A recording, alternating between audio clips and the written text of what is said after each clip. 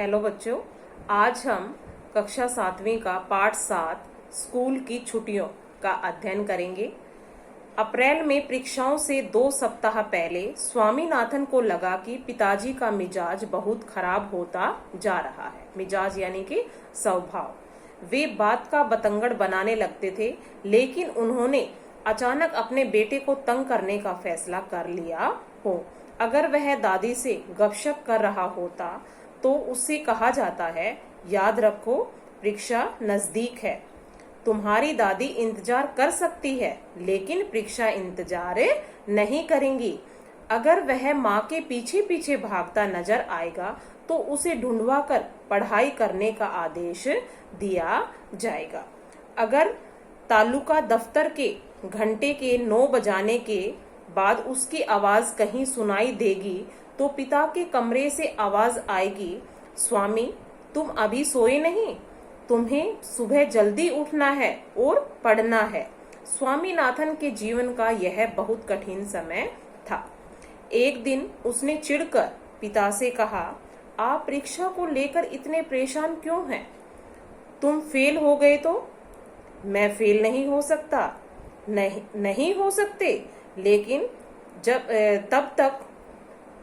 तब जब तुम पढ़ोगे और सवालों का ठीक जवाब दोगे, मान लो कि तुम फेल हो जाते हो और तुम्हारे सहपाठी तुम्हें पीछे छोड़कर आगे बढ़ जाते हैं, तो जिस दिन परीक्षा खत्म हो उस दिन से फिर उसकी मनमर्जी के काम कर सकते हो, फिर अपनी मनमर्जी के काम कर सकते हो। स्वामीनाथन ने सोचा, मान लो मटर, मणि, राजम और शंकर मुझे छोड़कर दूसरी फार्म ए में चले गए तो पिताजी ठीक कहते हैं। फिर पिताजी ने और भी डराने वाली बात कही, मान लो तुमसे नीचे के 5वीं के लड़के तुम्हारे सहपाठी बन गए तो, यानी कि तुम फेल हो गए तो तुम्हारे सहपाठी आगे की कक्षा में चले जाएंगे तुम्हें छोड़कर और तुम पीछे वाली कक्षा के साथ रह जाओगे।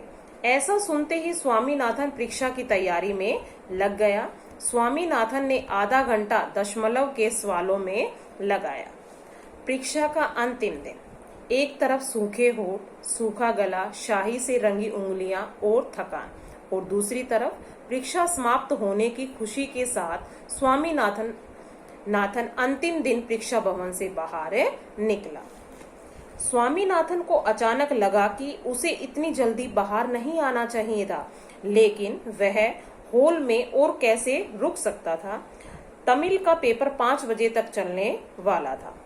उसने आखिरी सवाल की आखिरी पंक्ति 4:30 बजे तक लिख ली थी। 6 प्रश्नों में से पहला प्रश्न उसने संतोषजनक रूप से किया था, दूसरे के बारे में उसे संदेह था, तीसरा ठीक था और चौथे के बारे में उसे साफ पता था कि वह गलत है, लेकिन उसे सही उत्तर का भी पता न था। छठा उत्तर सबसे अच्छा था। इसका उत्तर देने में उसे 1 मिनट लगा था। उसने यह सवाल 4:30 बजने में 2-3 मिनट पहले ही पढ़ा था। 1 मिनट बाद उसने उत्तर लिखना शुरू किया और ठीक 4:30 बजे खत्म कर दिया। प्रश्न था, ब्राह्मण और शेर की कहानी से क्या शिक्षा मिलती है? एक ब्राह्मण तालाब के किनारे से गुजर रहा था। दूसरे किनारे से एक शेर ने उसे आवाज लगाई और उसे सोने की चूड़ी देने की बात कही। ब्राह्मण ने पहले तो चूड़ी लेने से मना कर दिया, किंतु जब शेर ने अपने को भोला भाला और सच्चा बताया तो ब्राह्मण पानी में चलकर उसके पास आ गया। इससे पहले कि वह चूड़ी लेने के लिए हाथ बढ़ाता, वह शेर के पेट में पहुंच गया। स्वामीनाथन ने कभी सोचा ही नहीं था कि इस कहानी में कोई शिक्षा है, लेकिन अब उसे लगा कि उसमें शिक्षा होनी चाहिए, क्योंकि प्रश्न पत्र में कहा गया है। उसे यह निर्णय करने में 1 मिनट लगा कि कहानी की शिक्षा यह है कि जब शेर सोने की चूड़ी दे तो हमें नहीं लेनी चाहिए, या सोने की चूड़ी का प्यार आदमी की जान ले सकता है। उसने दूसरे सवाल में अधिक शिक्षा देखी और उसे लिख दिया। लिखने के बाद उसने हॉल की बड़ी दीवार घड़ी की ओर देखा। आधा घंटा है और वह आधा घंटा यहाँ क्या करेगा। लेकिन सबसे पहले हॉल से निकलते हुए उसे अटपटा सा लगा। दूसरे लड़के भी उसकी तरह जल्दी और सही सही उत्तर क्यों नहीं दे पा रहे। उसे समय काटना मुश्किल लगा। घंटी बजी। 2-2, 3-3 की टोलियों में लड़के हॉल से निकले। पिछले 3 घंटों का वातावरण एकाएक बदल गया। चारों ओर उत्साहपूर्ण बातचीत का कोलाहल भर गया। कोलाहल यानी कि शोर भर गया।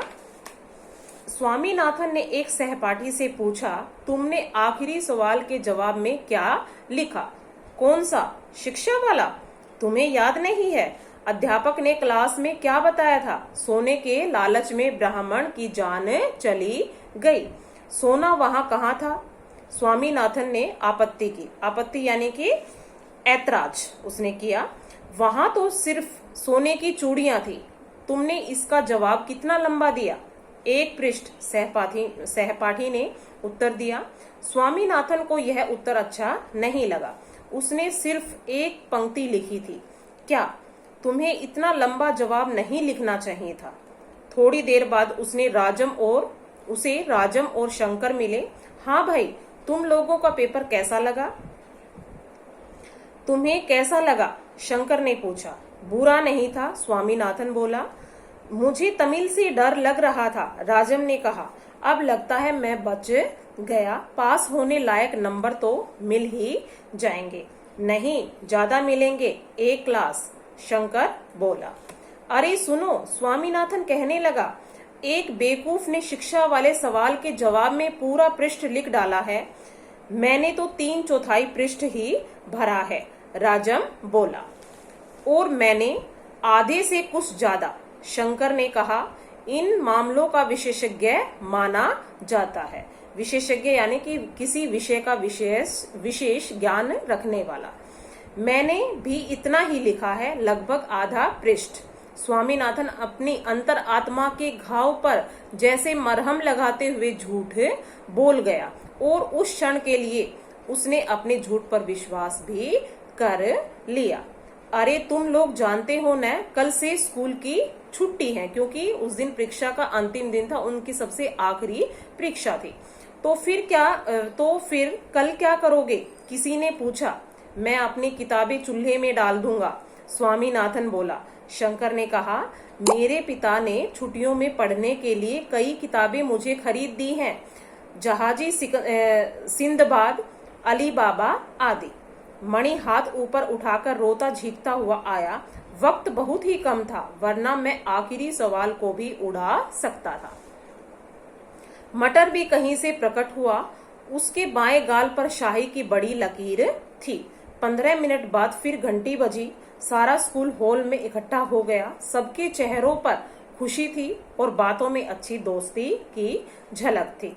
अध्यापक भी अपनापन दर्शाते हुए खुश लग रहे थे।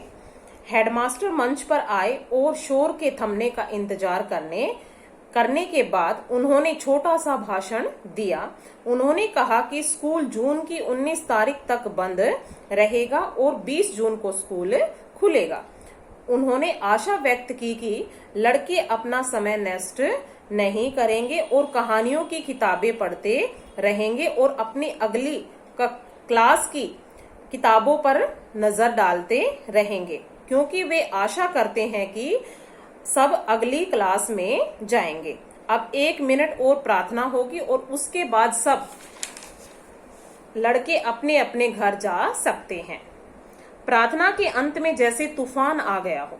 ऊंची आवाजों और चिल्लाहटों का झुंड रेले की तरह हॉल से बाहर निकला। मणि ने स्कूल के गेट पर तेजी से काम किया। किसी का कलम छीना, किसी की दुआत, और उन्हें तोड़ दिया। उसके आसपास लड़कों की खुशी और उत्तेजना से भरी भीड़ थी। एक एक चीज के टूटने पर खुशी की चित्कार उठती थी। उस क्षण के उत्साह में आकर स्वामीनाथन ने अपनी दवात खुद ही अपने सिर पर उलट ली थी और बहती शाही से उसकी आंखों के नीचे काले दायरे पड़ गए थे। पुलिस का एक सिपाही सड़क से गुजरा। मणि ने उसे आवाज दी, सिपाही जी, इन लड़कों को गिरफ्तार कर लो। इसके साथ ही सैकड़ों कंठों से निकले विजय घोष से आसमान गूंज उठा। फिर कुछ और दवातें फोड़ी गई और कुछ और कलम तोड़े गए।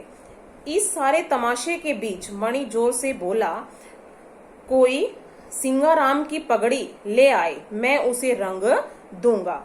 स्कूल का चपरासी सिंगाराम एकमात्र व्यक्ति था जो आजादी के इस उत्साह से प्रभावित नहीं था। जैसे ही उसके कानों में भनक पड़ी कि उसकी पगड़ी को रंगने की योजना बन रही है, तो वह डंडा लेकर भीड़ की तरफ दौड़ा और उधम मचाने वालों को तितर बितर उसने कर दिया। आशा है आपको ये अध्याय आपको समझ में आ